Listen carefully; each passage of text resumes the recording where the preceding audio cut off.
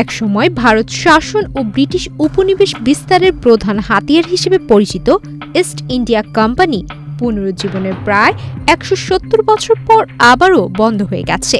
যুক্তরাজ্যের রাজধানী লন্ডনে বিলাসপণ্যের খুচরা বিক্রেতা হিসেবে নতুন যাত্রা শুরু করলেও শেষ পর্যন্ত দেউলিয়া হয়ে কার্যক্রম গুটাতে হয়েছে প্রতিষ্ঠানটিকে। ভারতীয় সংবাদ মাধ্যম ইন্ডিয়া টুডে জানিয়েছে, ঐতিহাসিক এই কোম্পানির আধুনিক সংস্করণ লিকুইডেশনে গেছে। ২০১০ সালে ব্রিটিশ ভারতীয় উদ্যোক্তা সঞ্জীব মেহতা নামের স্বত্ব কিনে প্রতিষ্ঠানটি পুনর্জীবন করেন। করোনা বা যে কোনো ভাইরাসের এগেইনস্টে ফাইট মানি ব্যাকট্রলের লেফট রাইট।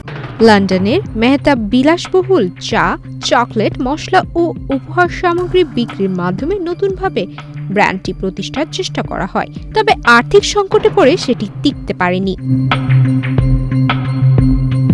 ব্রিটিশ সংবাদ মাধ্যম দ্য সানডে টাইমস জানায়, ইস্ট ইন্ডিয়া কোম্পানি লিমিটেড ২০২৫ সালের অক্টোবরে লিকুইডেটর নিয়োগ দেয়।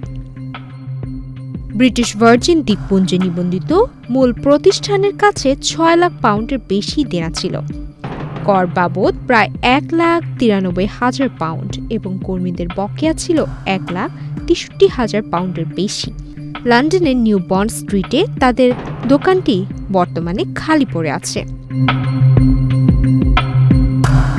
ইতিহাসের পাতা ঘেঁটে দেখা গেছে ১৬০০ সালের ৩১ ডিসেম্বর ইংল্যান্ডের রানী প্রথম এলিজাবেথের দেওয়া রাজকীয় সনদের মাধ্যমে কোম্পানিটি প্রতিষ্ঠিত হয়। ১৬১২ থেকে ১৩ সালে ভারতের সুরাটে প্রথম বাণিজ্য কেন্দ্র স্থাপন করে তারা। ১৭৫৭ সালের পলাশীর যুদ্ধের পর বাংলা অঞ্চলের শাসন প্রতিষ্ঠা করে কোম্পানিটি কার্যত একটি সামরিক রাজনৈতিক শক্তিতে পরিণত হয়। ১৯ শতকের শুরুতে তাদের ব্যক্তিগত সেনাবাহিনীর সদস্য সংখ্যা ছিল প্রায় ২.৫ লাখ। ১৮৫৭ সালের সিপাহী বিদ্রোহের পর ১৮৫৮ সালে ভারতের শাসনভার ব্রিটিশ সরকারের হাতে যায়। পরে ১৮৭৪ সালে ব্রিটিশ পার্লামেন্ট আনুষ্ঠানিকভাবে কোম্পানিটি বিলুপ্ত করে।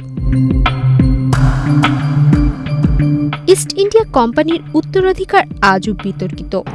বৈশ্বিক বাণিজ্যে বড় পরিবর্তন আনলেও উপমহাদেশে শোষণ, দুর্ভিক্ষ ও সহিংসতার জন্য এর নাম নেতিবাচকভাবেই স্মরণ করা হয়।